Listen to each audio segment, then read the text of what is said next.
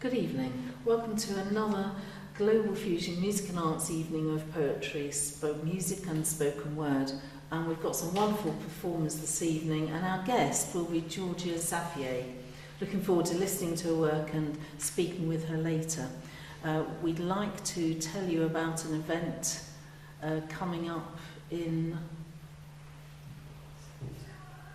September, so 12th of September in Mycenae House.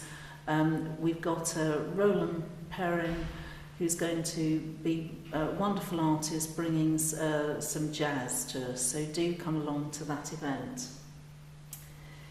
Can I remind everybody before we begin to stay muted unless you're performing, and if you can find the chat function, it would be lovely if you could share your comments in the chat.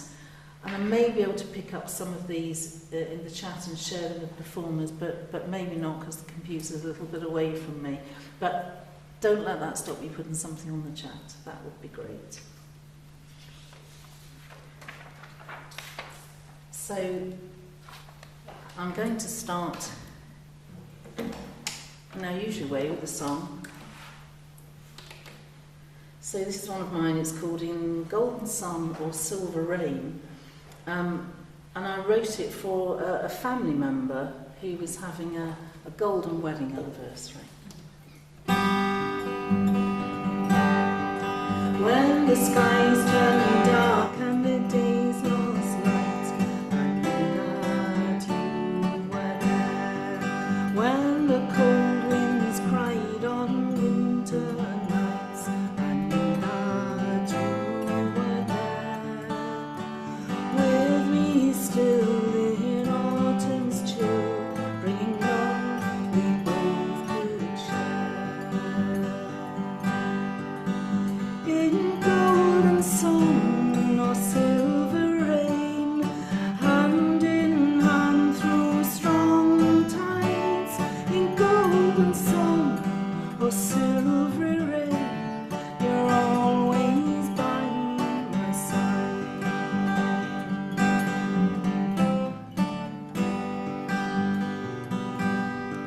Through all the days and all the years, you knew that I was there. Through all the smiles and all the tears, you knew that I was there.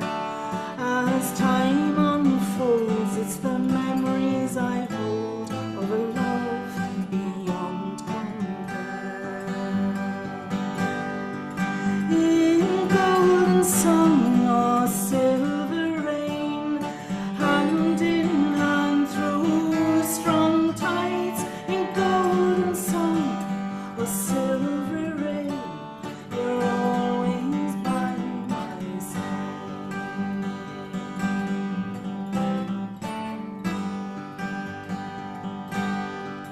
Hey, love to last till the end of time, I bring to you today.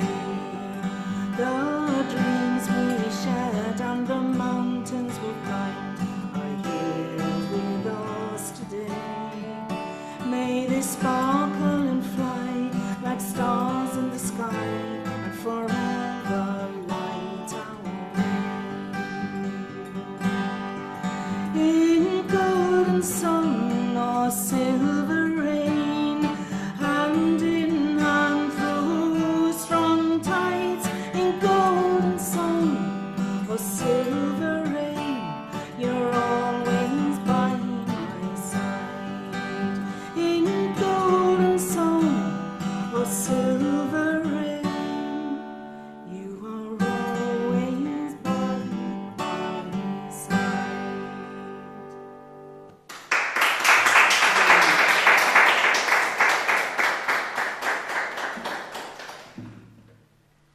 Thank you very much. So we're going to move on now. It's an interesting evening actually, because an awful lot of people are here in the studio with us, which we don't normally have. But at one point we will be going over to America, to California, to Suzanne West. So we're going to start with people in the studio. Constanza Maria. And Constanza is part of the GFMA writers group, has read numerous times and been with us before, not for a few months actually, and it's always a great treat to have you here. You write some really interesting stuff, often quite quirky, that we have to follow with a bit at the end where we all go, oh, so I don't know if it's one of those, but I've thoroughly enjoyed those when you've written them. Well, thank you very much, Ros, and I really enjoyed your song. Thank you. Really lovely, gentle Thank you very vibe to much. it. So I've got 3 short pieces today. The first one is called Music. First the monkeys, then the fountains, and now what? I insert the buds first thing when I leave the house.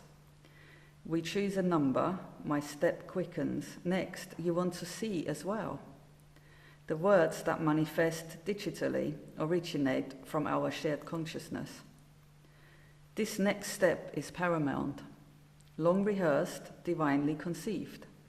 When will the veil drop or lift or fade away so we can finally face each other? The angels that surround us on this fated quest have littered our paths with signs only we can decipher. The energetic pull is unmatched, unique and irresistible. Something higher, brighter, is in the driving seat, delivering what is meant to be for us, beckoning us to keep moving forward fearlessly. A remembered past is already behind us, full of glorious highs and unavoidable lows, and yet the past continues to unfold in front of our incredulous eyes, the speed compounded by past efforts, the rewards we reap ever expanding exponentially. When I look at it this way, we surely have gathered surplus momentum by now to make it to the end of time itself. Melted, fused, united in the shiny new ancient vibration. I visualize the only possible outcome, and time collapses in on itself, and we are everywhere at once.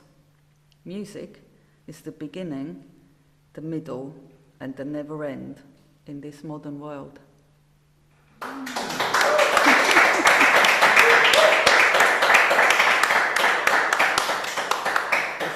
This one was a bit cryptic.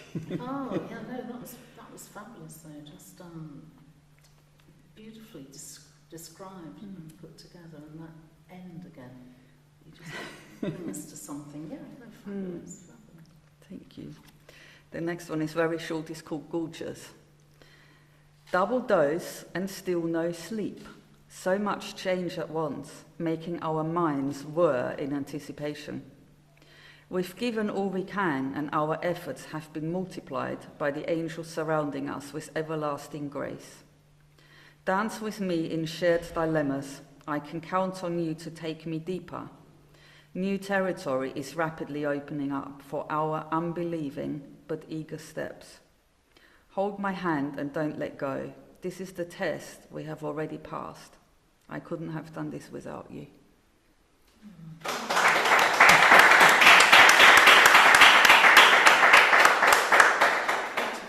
Thank you. This one I write when I couldn't sleep. I think about 2/3 of my writing happens when I can't sleep, Yes. and then I sleep really well afterwards. It's great to see something like that and share it, because I think there's probably lots of people out there, and in here, I can see people nodding who write, who say, yeah, that's me. And it feels unfortunate sometimes, but actually some of the best work is written. I could totally identify with that. Definitely. So my last piece is called Grandmother, and that was the last prompt in the writing group. Right.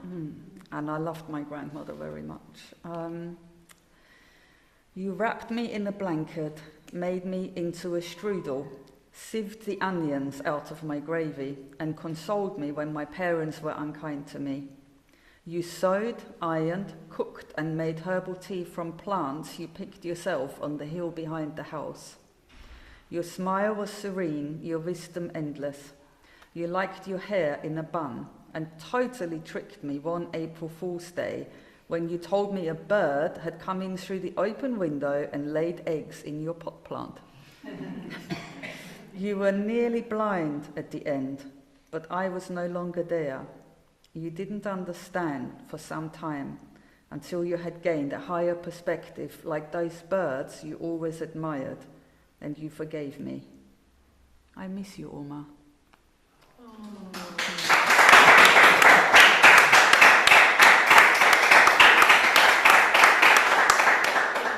Stanza, that was absolutely beautiful. Thank you. And all that, maybe those sort of things don't come to us unless we're restful in the night, with the quiet of the night and the busyness of the day leaves us for those beautiful thoughts that we've put together. Was it quite therapeutic to write it? Always. Yeah, absolutely. Yes. And when I write, usually the words just come and I write it and it feels good, and then later on I think, I probably wrote a load of rubbish. And then I have to read it again. I think, actually, it's okay. Yeah, interesting. Inspired. Absolutely beautiful. Thank you so much. Thank you so much, Ross. Sharing this lovely Thank work you. with us.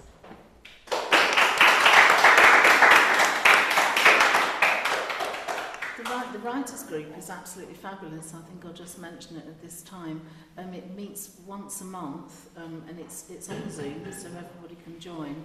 And sometimes it's free writing, and sometimes there's a title to write to. I think that last one was one of the titles. And when that happens, you get sort of maybe 8 or 10 poems with the same title, all with a totally different slant on it. It's a fabulous group, and if people want to go to that, I would really recommend it. We're next going to have our next person on here is Wayne Samuel, who we've had before. Wayne is a renowned spoken word poet, filmmaker and marketing professional. You've been a guest at one of these sessions. We had a great time with it, and we had a good chat together. In fact, you weren't here, were you? You weren't in this country when we did that chat, but now it's a great pleasure to have you actually here in the studio with us. How exciting.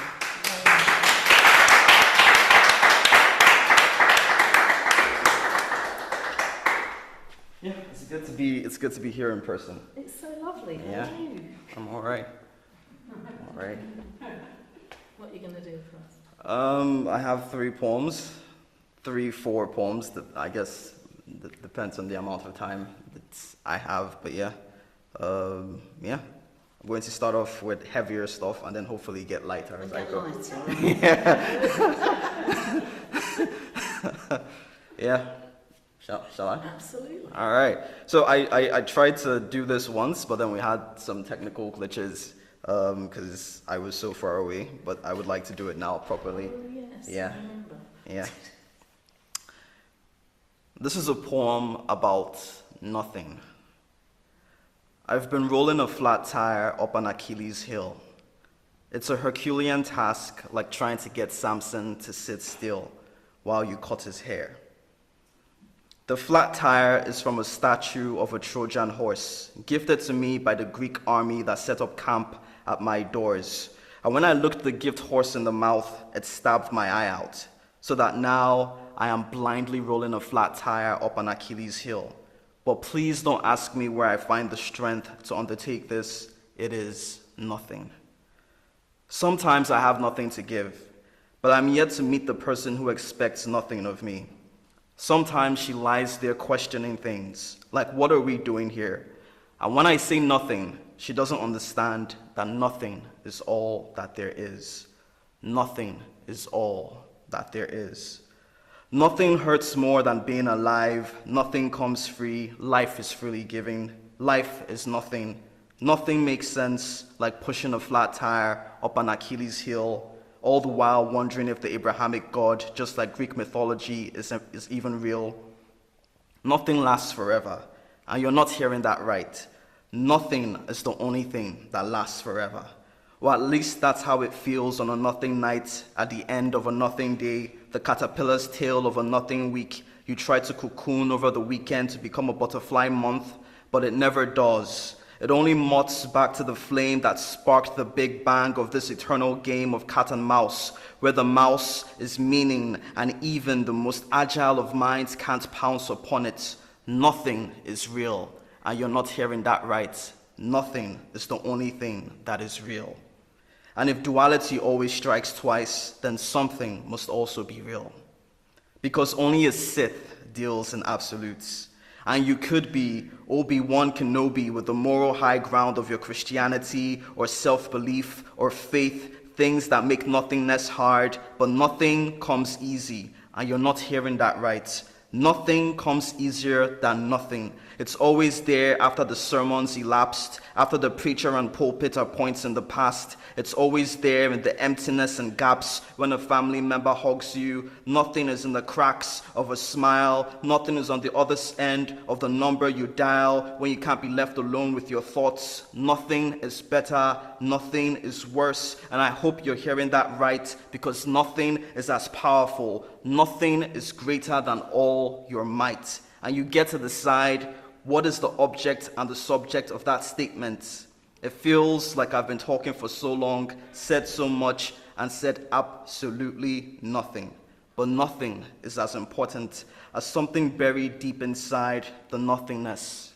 And it is this: nothing is the only thing that is real. And if duality always strikes twice, then something must be real. Nothing is good. Duality strikes twice.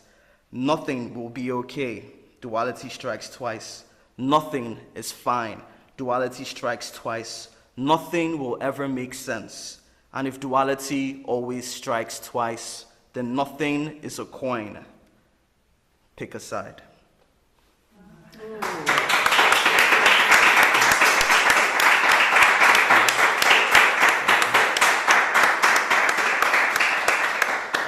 Really is good to have heard that one when we couldn't hear it over over the wave. Yeah. But that, was really poignant and absolutely fabulous. And I love the way you read them. Thank you. I tried to cram them, but life's been in the way recently. Yeah. Okay, so the second one is, I titled this Sainsbury's, and I wrote it after I got here. Yeah. It says a lot. Yeah.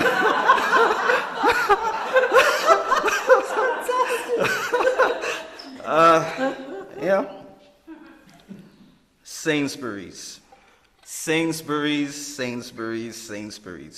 I've been to Sainsbury's, and Sainsbury's has been to me. You see, I was at home one day when I arrived at myself, and I was massive. So many cars parked in the expansive grey matter of my parking lot. There were single men, married women, and little kids acting up like Gal Gadot, which is to say they didn't know how to act at all. But you too would be unruly at Sainsbury's, like a troubled kid in a candy store of existential dread. The single men don't really want to be here, don't really want to give it any thought at all. The married women are here for my mother who wants to be a mother-in-law. And in the trunk of their SUVs is society's construct of what I should do with my life. But you will be wrong to think that these are the shoppers. No, these are the staff.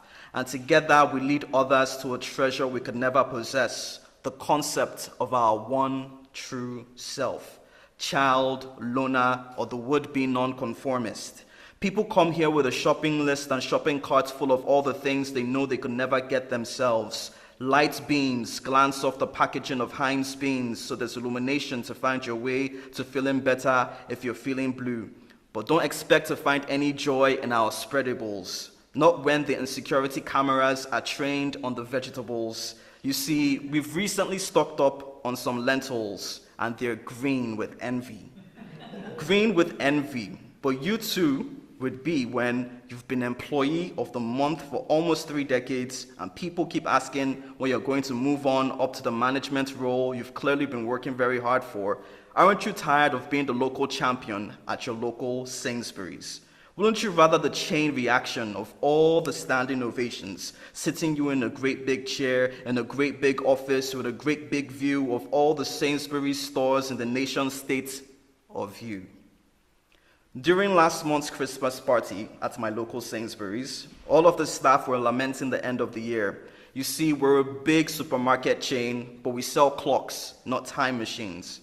And while we would like to indulge in some Santa Claus and Christmas lights like the kids, All December really is another reminder that we ran out of time and didn't meet our sales targets, like they do every year across the pond in every Target. We think about Target a lot. It's like all the other supermarket chains co-op a rate to make us look bad. And as the employee of the month every month at my local Sainsbury's, I take it especially personally. I have big dreams, a bigger ego, so this is not just a little problem. And it gives me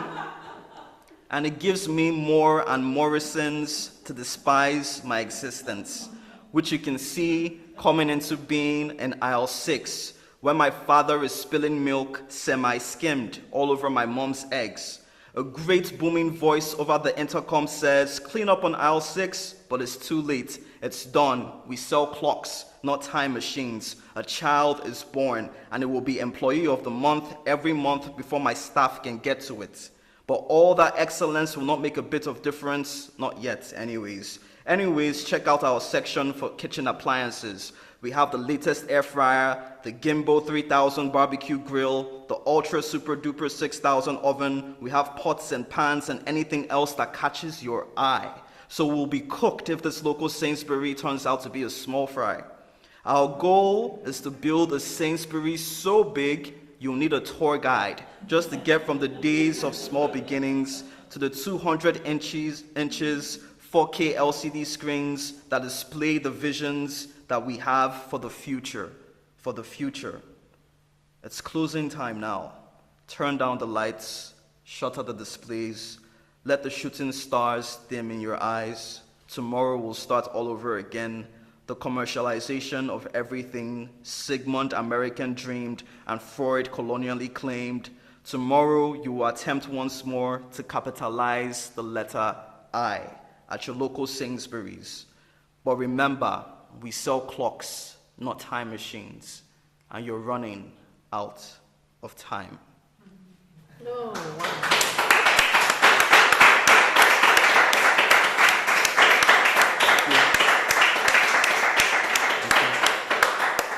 Hear the applause there. There's only a few of us here, and we've gone there. It was absolutely superb. Thank you. Fantastic. Your Thank you. play on words and bringing in all the supermarket names. Yeah. Captured it all. Thank you. You're going to do another? Yeah, sure. If there's time. This time. Okay.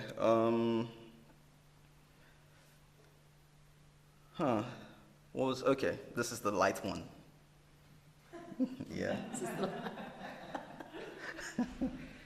Okay, yeah. So I also wrote this when I got here. This is good. So it's not going to be entirely accurate. The first line especially, because more time has gone past now, but it goes like this. I first came to the UK about 6 weeks ago. Everyone always talks about migration being transformational, but so far for me, it's been uneventful.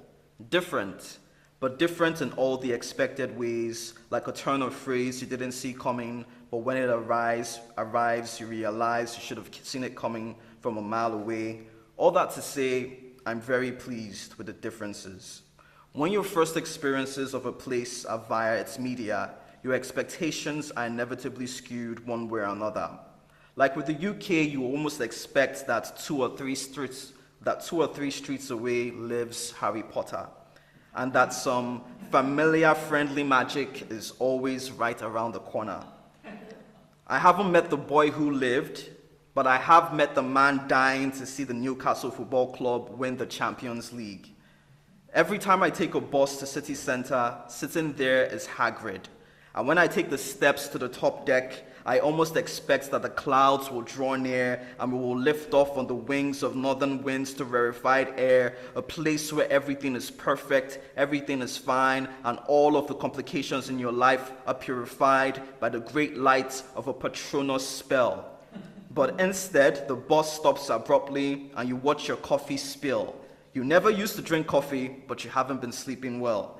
But it's not really a problem. Your eyes are curtains opening up to new horizons. It's too dark when you sleep, and it's a different kind of dark from the trick that's hiding up your sleeve, the sleight of hand you use to deceive yourself that you aren't scared out of your mind. But you aren't scared out of your mind The fear is at home there. There's a nice couch, a great view of a sky blue, and a bedroom where admittedly rarely sleeps two, because there's just so many beautiful things to see, like a Bogart.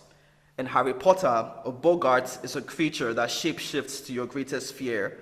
And J.K. Rowling was sitting there in that cafe in Edinburgh, and she gave this gift to us, that when a kid with melanin running like a thunderous scar through his skin arrives in the landscape of Hogwarts, he finds comfort in learning defense against the dark arts, the Dementors swirling in the black ink of visa stamps, the Horcruxes that capture his soul in official documents, as well as the obvious antagonist that is he who will not be named.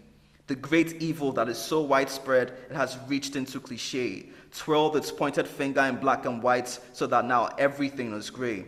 And it's quite clever, really, like something Hermione would say. But none of it matters, because at the end of the day, there is beautiful, glorious magic here. My spirit, soul, and body are Harry, Ron, Hermione, and fear is just the illusory Bogart trying to limit us. And so we look that fear in the face and we say, ridiculous.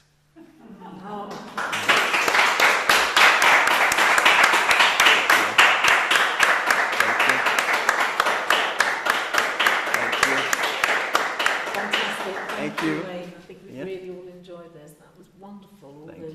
And there's many of those Harry Potters in as you could get into. This is the land of Harry Potter. Yeah, exactly. Yeah, especially Edinburgh. Like, it's clear that was the inspiration here. Yes, absolutely. So lovely having you here. It's a pleasure to be here. Yeah, thank you for having me. Yeah. So different from on the screen. Yeah. Back in November, yes. October. October, yes. This is my senior house, October, for Black History Month, and the same with Georgia when we speak to Georgia. So it's a big event, actually, a free event from Global Fusion Music and Arts in my senior house in October for Black History Month. It's gonna be wonderful. Yeah. Big things planned. Yeah, big things planned. You need to be there. Get yourselves there. All right. Thank you.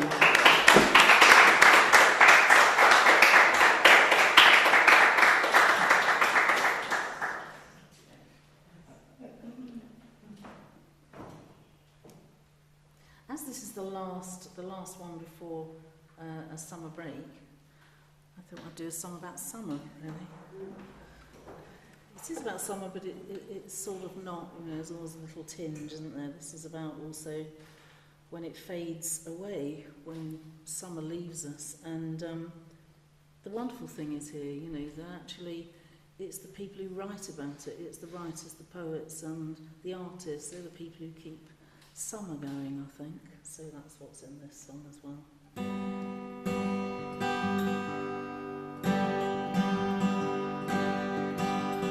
Picture a sunny day, days that can chase the fears away, days that seem to drift the season through. They're the ones I want to spend with you. Remember the silver sand, walking the shoreline hand in hand, watching the seagulls soar and fill the sky. I'm the only people there were you and I.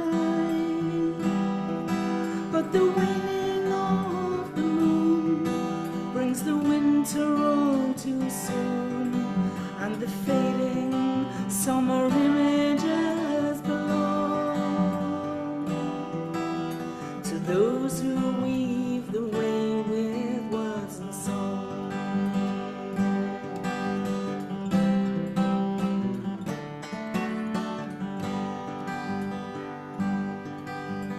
Always a gentle breeze moving through the dappled trees, drifting through a summer's afternoon,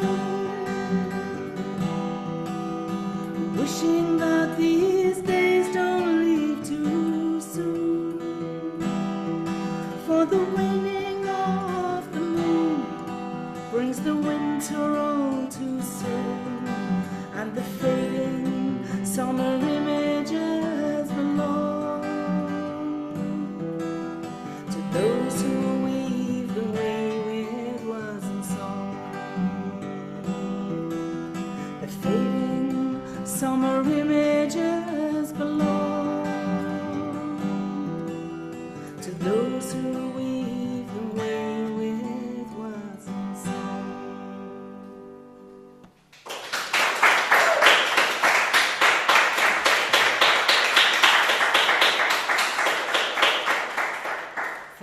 everybody. Let's hope that summer doesn't wane away too soon.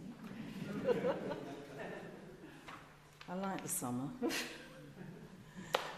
Now, some of the exciting stuff that we do, we went on to Zoom during lockdown, actually, and in that way we were able to still keep going and to reach out to others. And originally we were all in our own little homes doing it. Now we can come into the studio and we can carry on at home as well.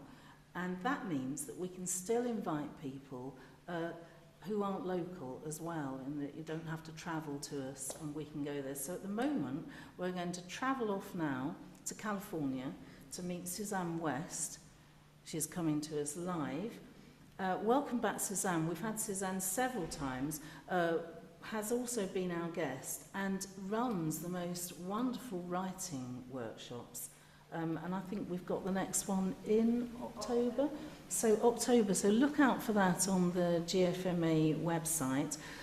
If you are interested in writing, Suzanne is a fabulous writer anyway, and has the most wonderful workshops, lovely prompts for writing, and then we all sit there and write bits. And I don't know about anyone else, but they do inspire me to write more, and there's lovely tips for writing. And Suzanne is such a charismatic personality, fits beautifully with GFMA, and we absolutely love working with you, Suzanne. So I'm going to hand over to Suzanne. A big hand for Suzanne West.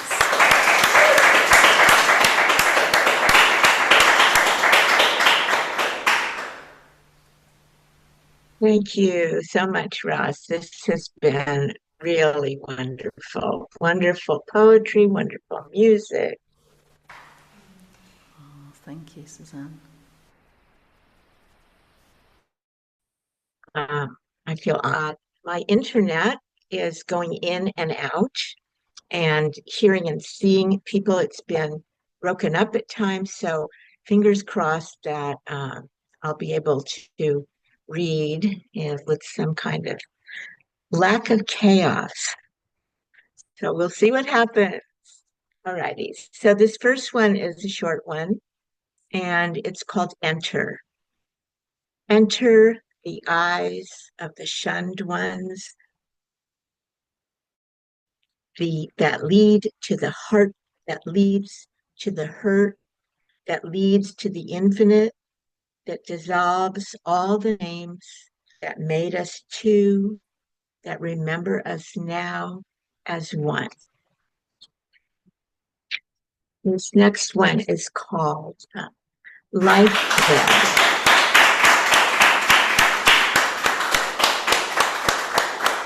Thank you. Thank you.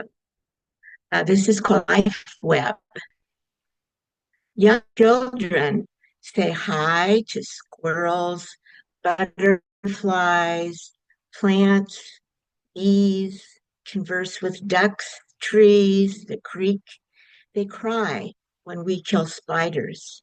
My granddaughter talked to flowers, chairs, her toys until she was 5. They know their place in the web of life. They know oneness. Don't divide ordinary and extraordinary, animate and inanimate, superior and inferior. Human exceptionalism isn't a thing. Young children know there is deep, wise knowing in every form and in the formless, that a wise web connects us all.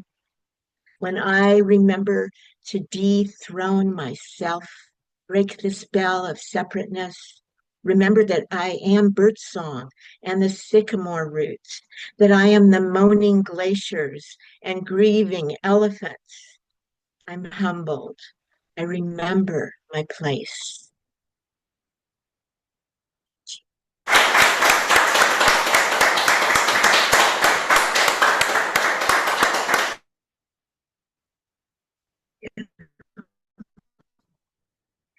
Okay.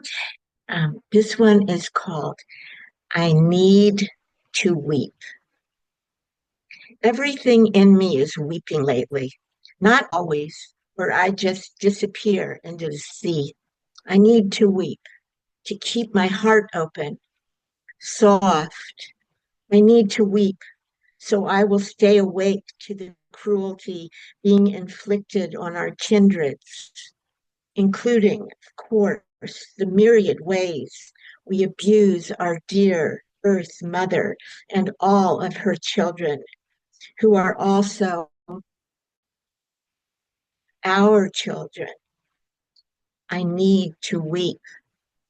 I also need to remember and receive the blessings of the sacred, the gifts of goodness when they glisten in my day, the eyes of strangers that beam kindness and kinship, poems with threads of light that announce themselves and want to speak through my pen, symphonies of birdsong at sunset, beads of love that appear in my tangles of thought, wisdom whispers when I'm hurting, sorrow, pain, goodness, love.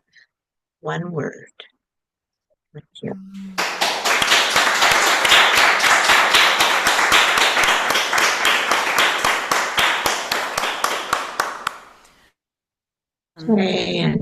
And thank you for joining us with those beautiful poems. I think I would love to say that if people are really interested in reading more of your poems, you have a lovely Facebook page to find, Suzanne West, where you put poems on. I particularly love that one about the child and the eyes of a child. I remember thinking that was fantastic when I read it on the internet, and I think most of us have kind of joined to read your poetry and listen and read them ourselves. It's lovely to hear you reading them, because when we see them on the internet, we're like reading them ourselves. And it's lovely to hear it through your voice, actually, because that always is different.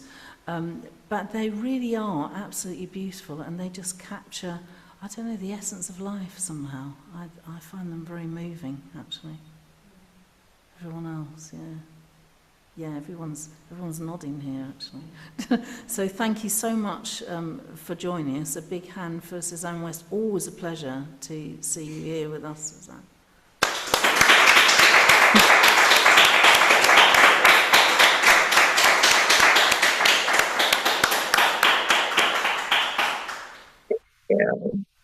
Thank you.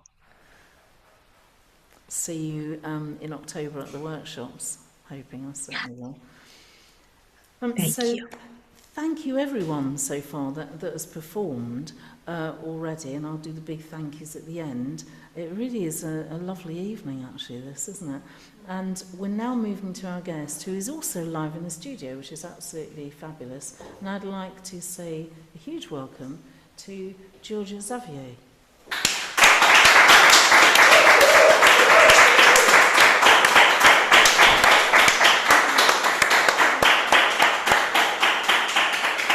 So we're going to be hearing from Georgia, but as a short introduction, I'm just going to say that Georgia is a young Christian poet and has been writing now for about 7 years. Mm-hmm. And you're going to do some poems. Tell us a bit, first of all, about what we're going to hear this evening. What have you selected? Just a few poems about my faith, about journeying with God, love, failing, messing up, but being restored again. And just that sounds still really being on that journey. Yeah, absolutely fabulous. A little bit about you? So I'm 25. I'm a social worker. I am Sri Lankan and Nigerian. Fun facts about me. Yeah. So I got married 2 months ago. 3 months ago, actually.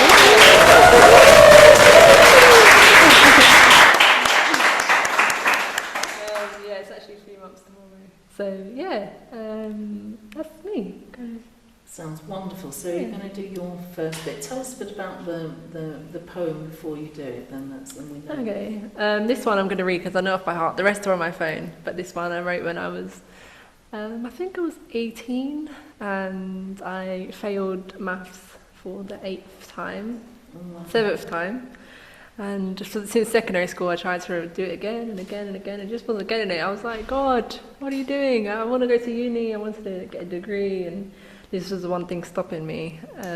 So I wrote this down, my thoughts and feelings, and then God responded, and I just. Yeah, after that I did go to uni and ended up getting a first. So, yeah, you don't need maths. Did it help you to write that, I think, writing down your Yeah, it did, thoughts yeah. and all that, I was working in a care home. Well, I was supporting a lady with dementia, and I went to get her lunch, but she was sleeping. And then I wrote it in the kitchen. I was just writing all the stuff down, and then it just started coming to me. So, really amazing. Fabulous, yeah. So there's something about putting the thoughts onto paper, Yeah. transform things. Yeah, absolutely. Sounds lovely. Yeah. We're going to hear that one then. Yeah. Okay. This is when God replied. Okay. Who is this God you speak of? Because the same God you keep saying has a plan for me has yet to physically be there for me. You can't tell me I didn't pray enough and I trusted in Him when times were tough, so tell me, why do my grades tell me I'm still not good enough? Somehow I'm still not smart enough. The number of my marks makes me feel like I'm not able, that I'm capable of achieving like the people around me. So when you speak to Him, please tell Him to find me. Tell Him that I need His help. Tell Him that I don't feel enough, even though His words tell me I can move mountains. The only thing I see moving is the fountains of my tears. How many more years must I suffer before He saves me? And when I asked this, God replied. He said, my child, make no mistakes. I've already saved you many a times, but you have failed to see the blessings that I've given you in the form of a disguise. And you only come to me when you need a miracle. But I'm teaching you a lesson how to remain strong. You say that I'm wrong and I don't exist. And all that faith you had when you needed me is in the midst. So tell me why you do this. Tell me why you never want to know me. I've already said in my word, whoever sows to please their flesh, from their flesh shall reap destruction, so under strict instruction. Tell me, my child, was your faith being used to feed your flesh or your spirit? Because when things don't go to plan, you seek distraction, you find attraction in moldy actions. My child, know that I exist. Know that I place you in these trying situations, that you could be reminded of this. You could be reminded the blessings I give unto you can easily be missed, that even when you're crying and the only fountains are your tears, know that I am working to banish all of your fears. And it may not be tomorrow, next week or today, but your days of victory are coming, and I will always keep you safe. I am the God they speak of. When you give me your soul, I'll make you whole. Thank you.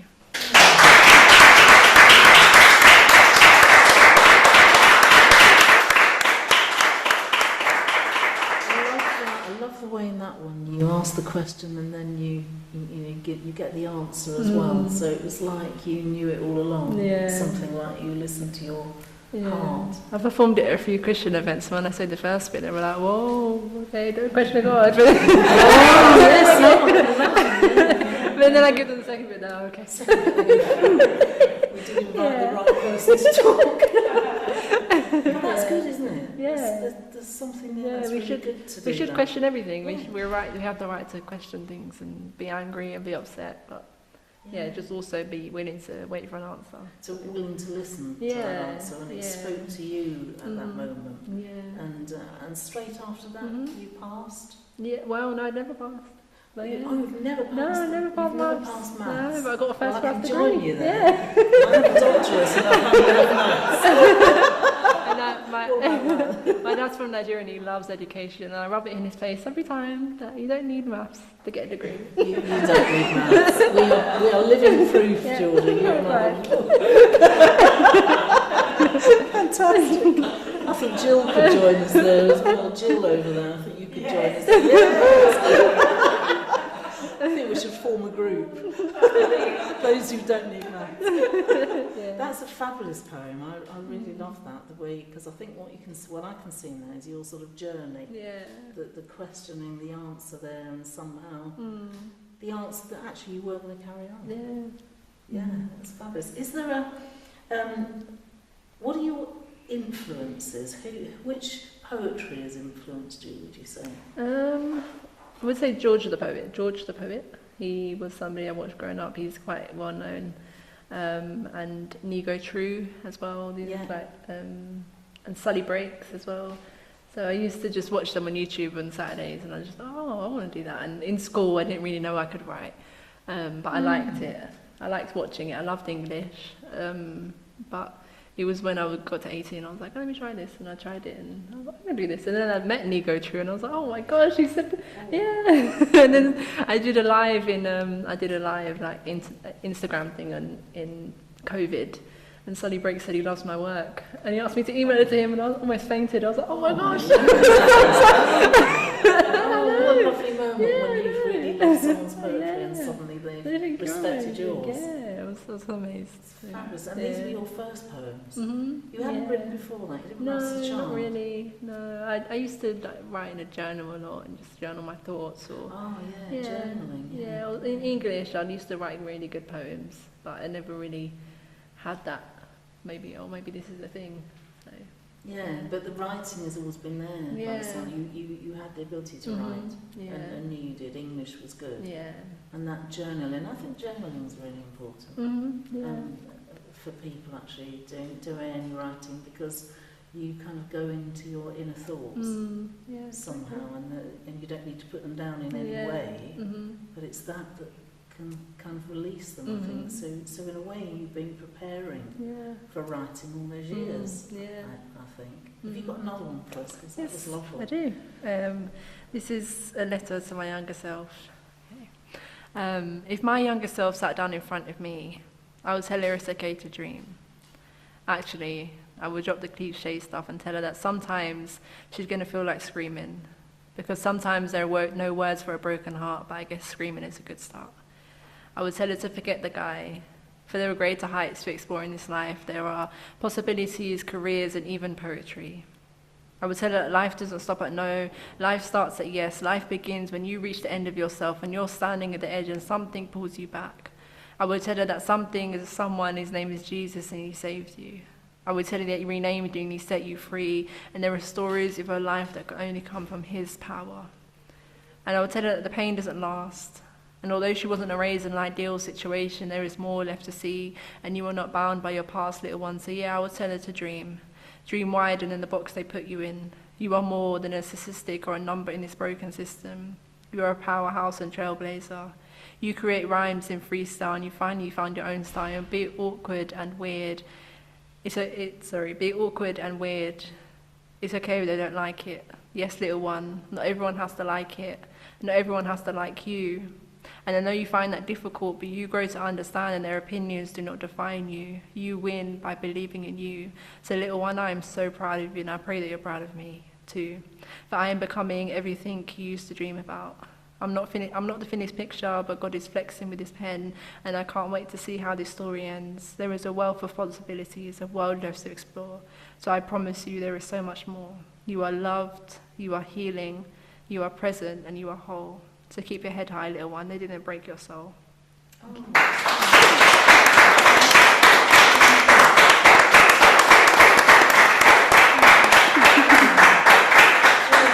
Really beautiful. Thank you. What a lovely gift to people growing up. Yeah. It's like you've written for yourself, but a lovely thing for others who are struggling to find themselves. You've talked about being a young Christian poet. Can you tell us a bit more about that? What sort of what that means? And God's obviously the centre of your life, and comes through the poetry. Yeah, I wouldn't be here today if it wasn't for God. And I feel like that's where my poetry came from, because I went to a Christian spoken word night, and I gave my life to Christ there, and I repented of my sins, and I prayed, and then I got this really bad headache, and I was like, oh, and then I started writing, and honestly, the words just started coming out like my fingers were moving like this, and I was writing on my phone, and then a headache went, and I performed that poem in front of 60 people in my college, and I was somebody that was selective mute growing up, so I was really quiet, really shy, didn't speak to anybody, couldn't speak, but yeah, God has blossomed me into a beautiful young woman. That's a really fantastic story of how you came to it and how it helped you. And you say you were a selective music child. Was that just out? Because some people are at home, and some people. Yeah, at home I was okay. At home, okay. But it's when you went out, because it's different for different people. Yeah, my mum was online. She would say that, the school would send me rock climbing and do different activities, try and get me to talk. But yeah, God knew when He wanted me to shine. Absolutely. So, You couldn't talk, or Yeah. couldn't, but for somebody that couldn't communicate younger, this is a fabulous skill, isn't it, now? Yeah. Because you're communicating to others, not just your thoughts, but there's messages in here for other people. Would you say that that's a big aim of your project? What I pick up listening, if it's wrong, it's wrong. No, that's it feels that's like right. you want to say things to people, and you say them in a very eloquent way, and in a very understandable way, actually, because not everyone does. That's it. That's graphable and understandable, and I think could be very comforting for people, because I think you've identified your struggle in there, and how that really comes across. Actually, it's very lovely. Thank you. We've got that as a theme. God is central. I don't think we can call God a theme. I think we're going to call God central. It's different.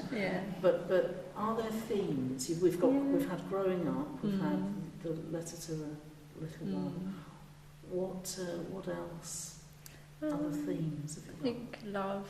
Love, Generational trauma, I think. I was in a play a few years ago, and it was called None of the Clocks Work, and it was talking about, I was the spoken word narrator, and the play was about a family in the 60s, and the trauma that just comes and just sticks to you if nobody's willing to change the clock and change the time. If no one in the generation is willing to step up and say, actually, I don't want to be like how my parents were, I want to be different. If nobody's willing to do that, we just stay the same. So, I think there's so much jam-packed there, like just generational, how much we can take on from the people before us, but you can start up and say, actually, I want to be different. So. Not easy, though. Yeah, no, it's not. To do that, really, because you're stepping out from what you know. Yeah, exactly. So I always think it's very brave when people do that. Have you got a poem that kind of is an example of that? Right, lovely, thank you. This is I haven't performed this one before, but this is going to be good. Okay. Tupac once wrote, "God bless the rose that grew in the concrete when no one even cared." And when I first saw that poem, it resonated so deeply. Raised in dirty words and cracks, with the lightest drop of water coming from its grandmother. There was nothing for this rose to fight with, fighting the powers of spirits and principalities of the unseen world. All she had was the power to raise her hands to protect her face from the punches. And when this rose lay down to sleep, the pain would come out in tears to water the strength for tomorrow. And oh, how this rose hid from the storm in the shade of the concrete. Her smile fought past the mess, her imagination and creativity created space in her mind. The concrete was dirty yet beautiful. The concrete was painful yet peaceful. The concrete was normal to the rose, but far from normal to those that lived a different life. And oh, how this rose longed to fly. And oh my, this rose struggled and progressed. Breathed through the stress, this rose spoke, and as she spoke, she heard a crack in every concrete slab that covered her mother and her mother's mother. And that crack made space for the rose that would come after. For that rose would not have to grow in the concrete and disaster. It will breathe fresh air. It will be planted in good soil, bearing good fruit. The next rose won't question when the next drop of water will come. For this rose will be watered with so much love that falls from heaven. And when the next rose grows, she'll have a family of roses ready to greet her. She'll be standing with 2 feet, loving to breathe, and the only fight which she will have to fight is being better than she was yesterday. This rose is me. I began to speak, and I broke through the crack so everyone after me can be free.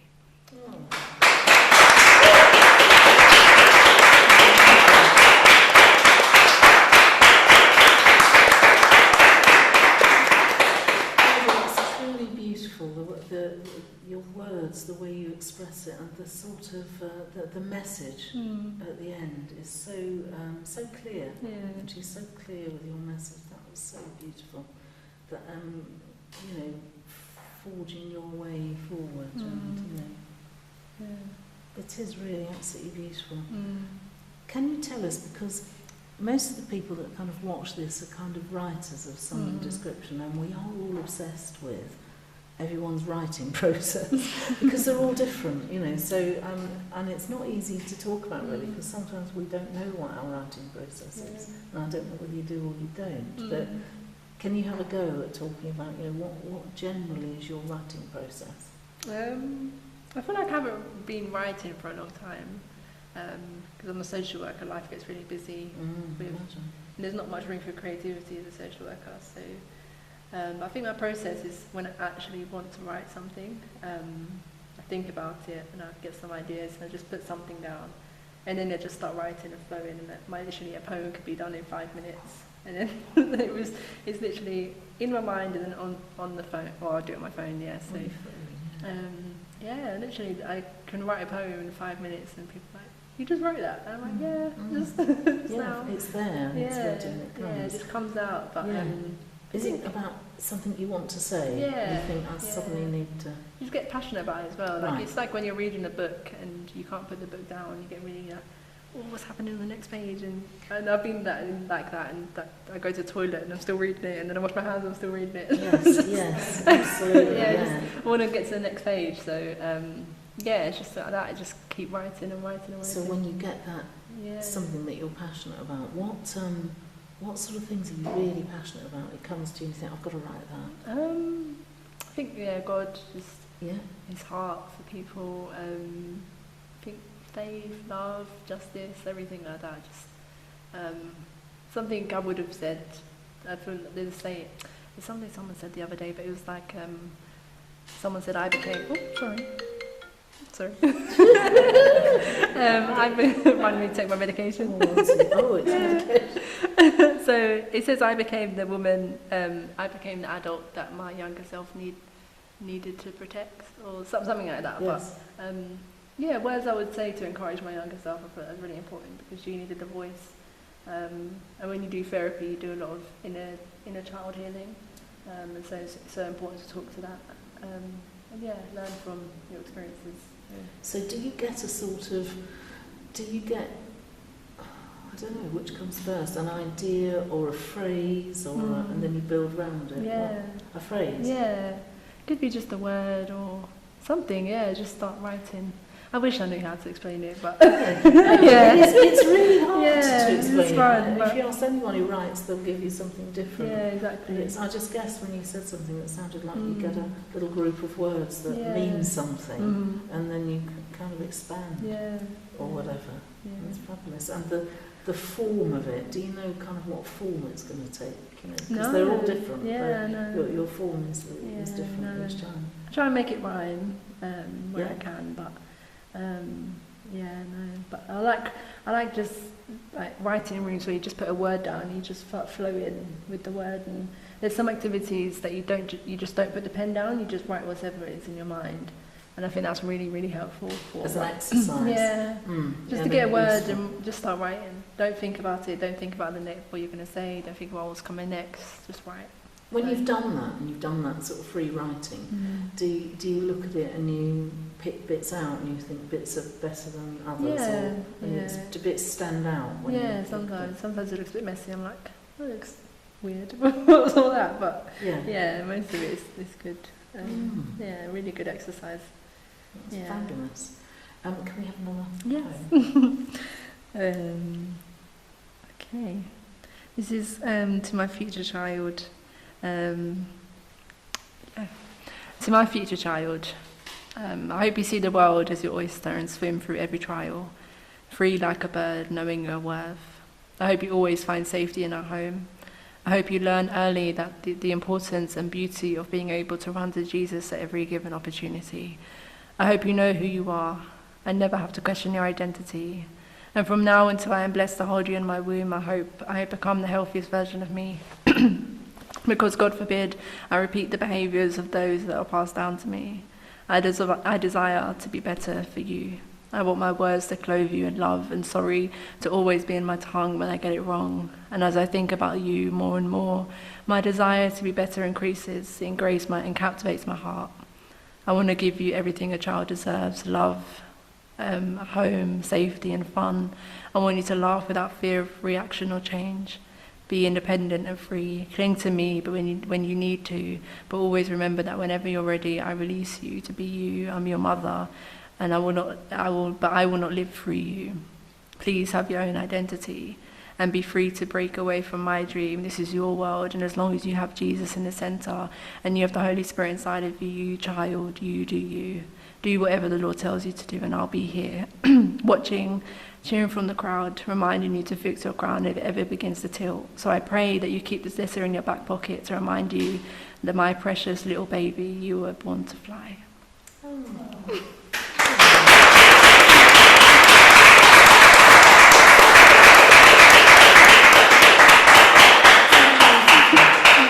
Really sort of touching, really touch the heart. Do you write the poem you would like for yourself? Yeah. And one day when I'm blessed to have children, I want them to read it as well. Absolutely. So for your child Yeah. and for your inner child Yeah. that would have liked that. Yeah. Was it sometimes in looking at what we would have liked that we know what we can offer? Yeah, exactly. And it feels like that, really, like a whole sort of come whole circle. Yeah. Absolutely beautiful. Can I move on to, sorry, have you got a question? Did you want to? Yeah, I was saying it looks like she's sending him a message. Oh, he's sending a message. I have to say, you can't say that her husband is here. I just say moving swiftly on. It's probably wise. Georgia, I was going to ask you about publications. Yeah. So you've got in anthologies, Yeah. I think. Tell us about that, Yeah, and where so, we can find them. I can't remember what they're called.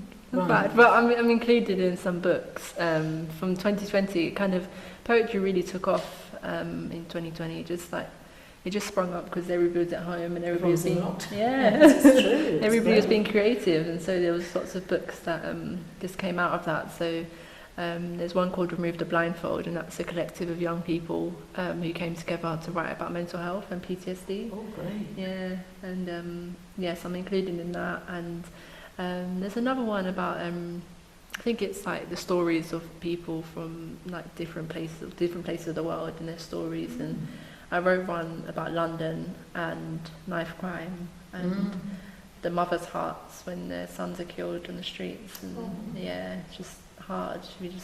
We saw these stabbings, and they're so regular, and you just think, oh my gosh, the mums, even the dads as well. But it's just heart wrenching. But I think they're on Amazon. I will get their names. That would be great, because it'd be good for people to follow and look at them. But we've got a couple of titles there to give them, which is great.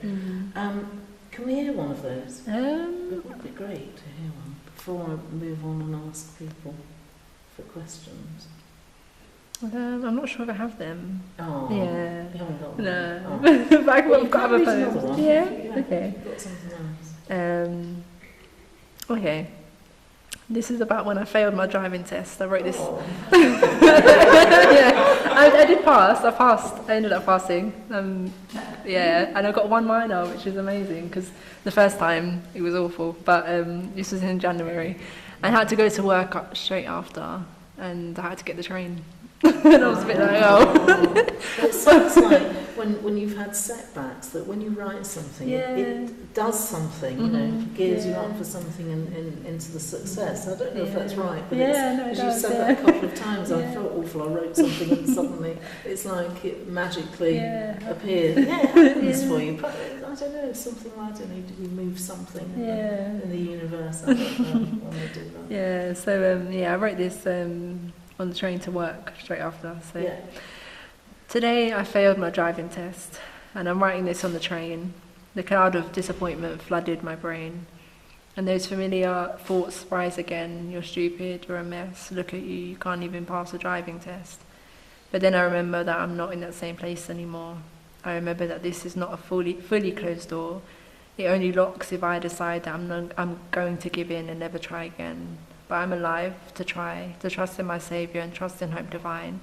I remember that I lifted my hand and said, your will be done, and if his will has been done, then how can I turn and blame him?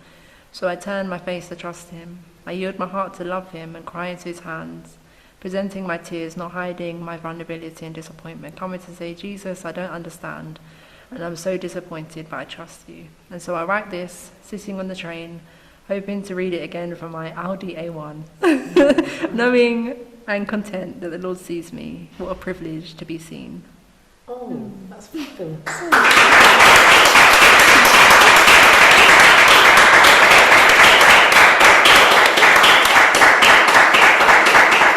It seems to me, listening to us, I've not heard them before, and I'm really loving this. It seems to me that you, I don't know whether you do this or whether you do this intentionally, but what seems to happen is that you process something in the writing. Yeah. You write where you are, but actually you come out of that, which is what the endings are, having worked through all those kind of layers. Yeah. Does that make sense? Yeah, I think so. It's like a journey. It's like a journey. Yeah. Every poem is like a journey, and that's a gift, and that's a gift to everyone else who reads it, actually.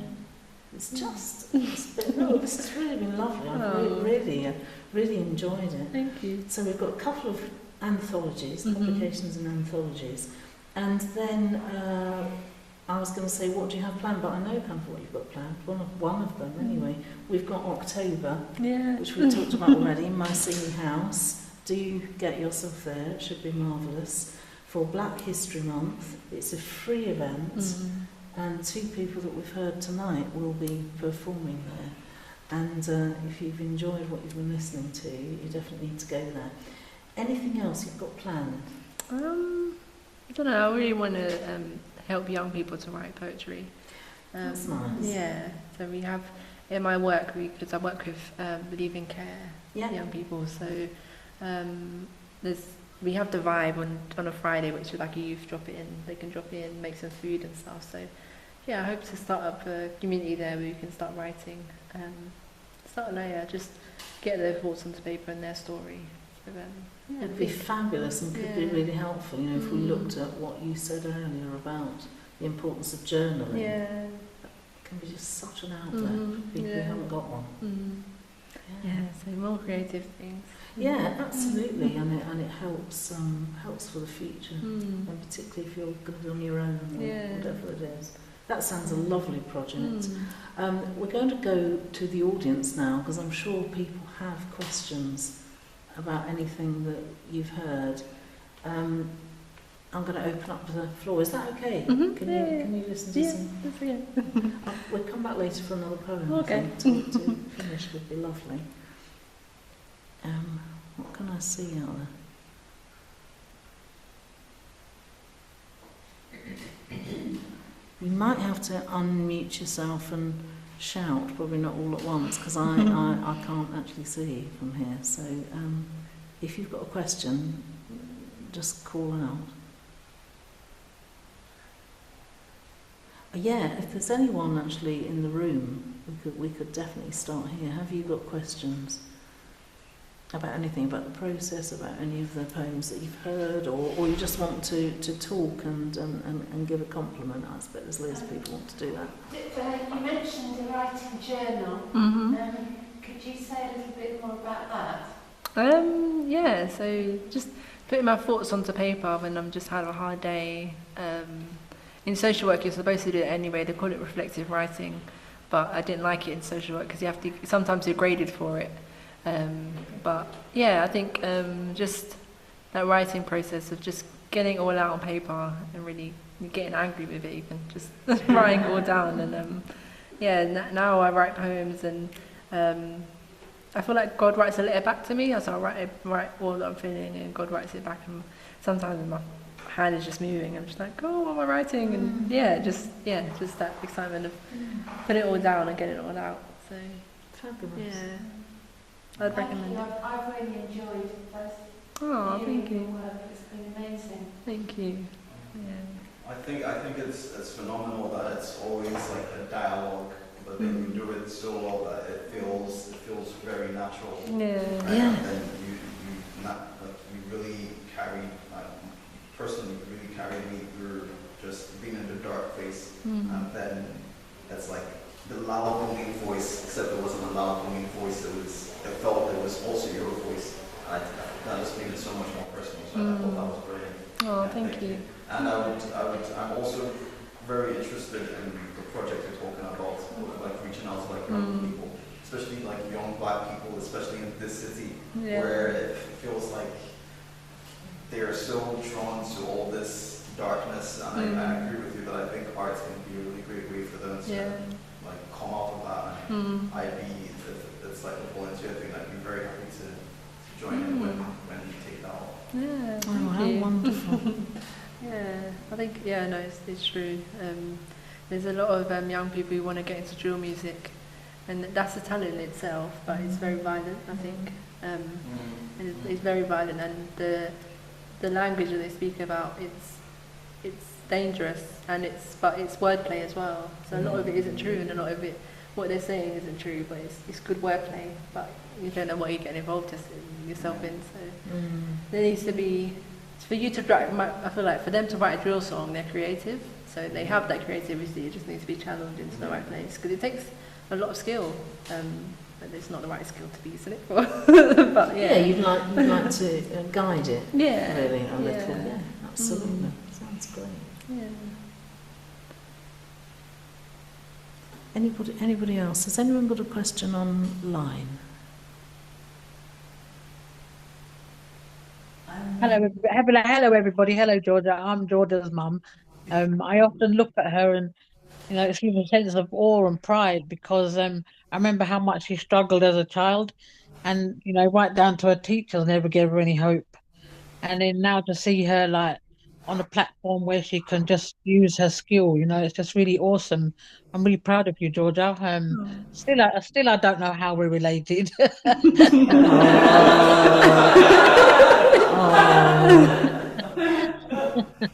And I just want to say thank you, and on to bigger and better things. I just feel blessed that you don't forget your roots also. And I thank you that it's just like I can sit back a little bit and just revel in the glory, really, because I know how hard it was for all of us.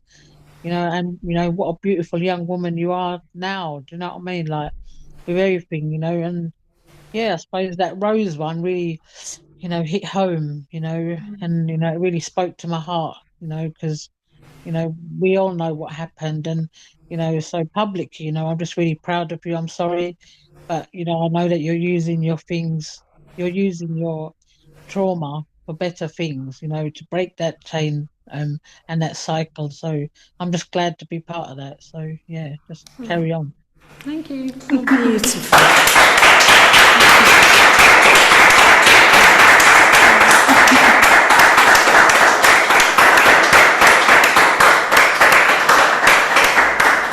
Is that good to hear? Yeah. Oh, absolutely lovely. Thank you so much.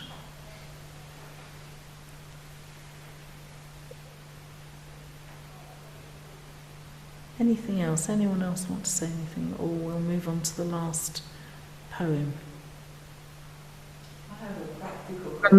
Can you hear me, Roz? Oh, yes, carry on, Suzanne, yes. My internet is completely unstable, so I'm going to have to sign off. But I want to say that your feature was your poetry, the way you read your poetry, your presence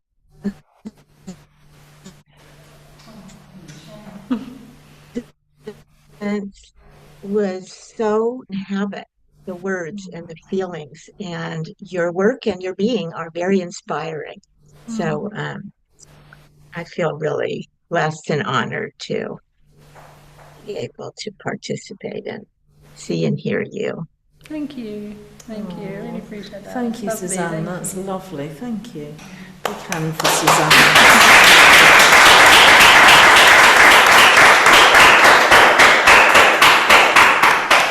Suzanne, you're such a nurturer of talent that, always actually, through the workshops and things you say, and it's very wonderful to have you part of this evening. And I do think generally people that come to this evenings are people who really want to appreciate others and listen to others' writings. It's an incredibly special evening.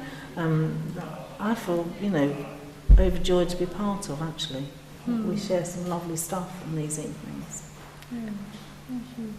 think Constance had a question. I haven't started. So I will Yes. say goodbye Oh. for now because it's breaking up terribly. Oh, Okay, yes, I thank understand, you. Suzanne. See you at your workshop. Thank you, Suzanne. Bye-bye. Bye. I heard that you sometimes write on your phone and you sometimes write on paper. How do you choose? Is it just what you have to hand, or is it depending on what wants to come out? I think normally I'm addicted to my phone. That's really bad. Which is what the last poem was about. Yeah, so I'm quite addicted. So I'm always on my phone. So I think it's sometimes easier just to have your phone and start writing. But if I'm in bed and I'm in my journals the next thing else, so I use a book. But my handwriting gets messy, so I can't really read it. So, but yeah. I'm a bit of a digital addict, so it's normally on my Grown up phone. with your phone. Yeah. I think that's perfectly acceptable. Yeah. Absolutely. Thank you. It makes me feel better. It's true. Yeah. It's true. Yeah, so yeah, either one, but I like. Do you find it feels different? Yeah, when you're writing with a pen, I feel like I don't know, you write more, I guess. And when you're writing, or I just journal my thoughts more when I'm writing by paper, and then when I'm on my phone, I do poetry more. So Oh yeah, Yeah. that's interesting. yeah, A sort of freedom of a pen and a thought process that Yeah. goes mm-hmm. into the space, Yeah. actually, on a phone. yeah. Yeah, true. I really enjoyed listening to it today. Oh, thank You you. write like someone much older than you quite obviously are. Oh. There's a lot of wisdom. And it makes sense to me that you say you kind of, in some ways, channeling someone. Yeah. Mm. Yeah. Yeah, I agree, definitely. It's been very wonderful. It's been really a great pleasure to have you here and listen to it. No, it's lovely. I'm going to thank everybody first, and then we'll end with a poem from you, the last one. Is that okay? So you can select anything you like. I'm not going to direct you. But it has been a great pleasure having you here. And it's time to say thank you to everyone, really. Thank you to Louisa and Jill and the whole GFMA team, as ever, working together to produce a really wonderful evening.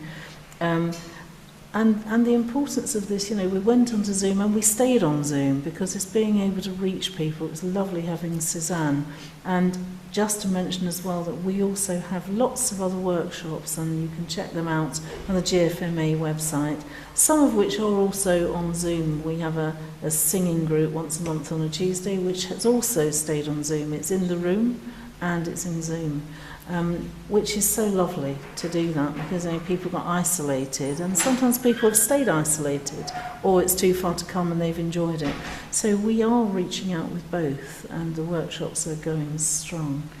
A big thank you to audience at home and audience here, and all the wonderful performers. Constanza Maria, who's just left sadly, can't hear me say that. Wayne Samuel, wonderful to have you here and not on the screen. Suzanne West, who sadly had to leave, who really is just a fabulous person as part of a team and being here with all of us. And check out her workshop if you want to come to a writing workshop. They are second to none. And our wonderful guest, Georgia Xavier.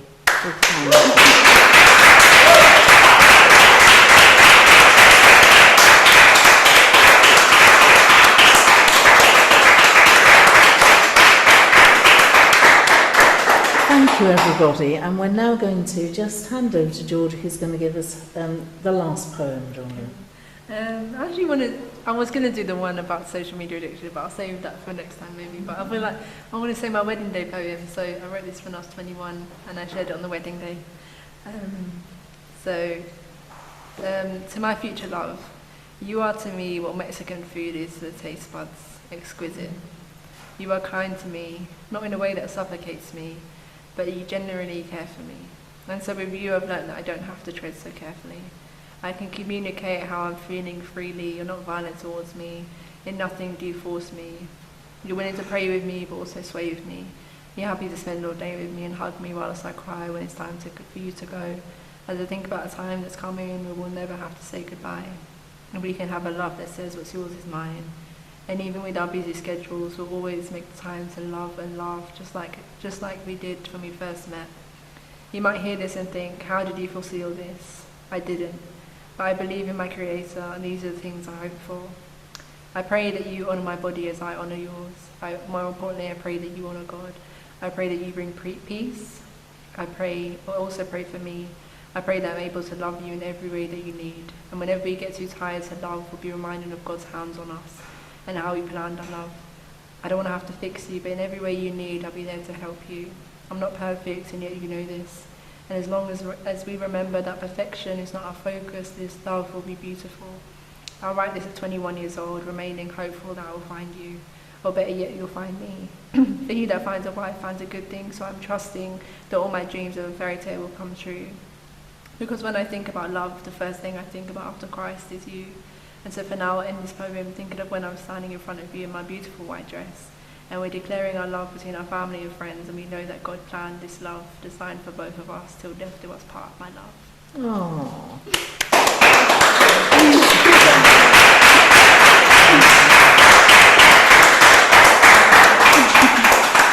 Thank you to our wonderful guest, Georgia Xavier, and thank you to everybody, and good night, everyone.